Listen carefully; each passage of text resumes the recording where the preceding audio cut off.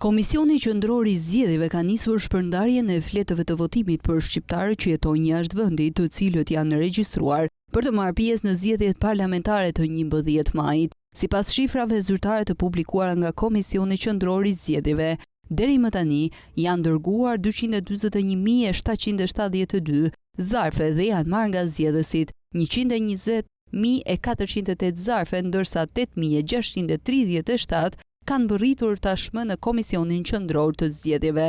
Në total, janë 245.935 fletë votimi për t'u dërguar.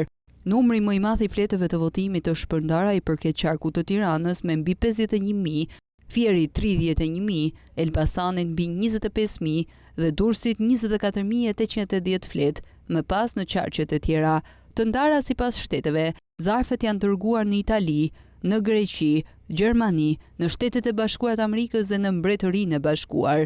Votuesit në diasporë kanë kohë të plotësojnë dhe dërgojnë fletën e votimit me postë deri javën e parë të muajit maj. Çdo votë që mbërrin në Shqipëri pas datës 11 maj, ora 19, do të konsiderohet e pavlefshme. Vendi i caktuar për administrimin e këtij procesi është Pallati i Sportit Feti Borova, pranë Parkut Olimpik në Tiranë.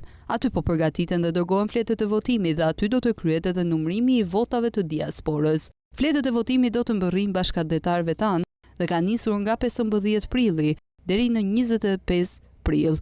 Pasi të marrë zarfin me fletën e votimit, zgjedhësit nga jashtë këshillohen të dërgojnë atë në Komisionin Qendror të Zgjedhjeve brenda 3 ditëve nga momenti i marrjes së zarfit. Ata nuk do e shpenzojnë asgjë, pasi posta paguhet nga Komisioni Qendror i Zgjedhjeve.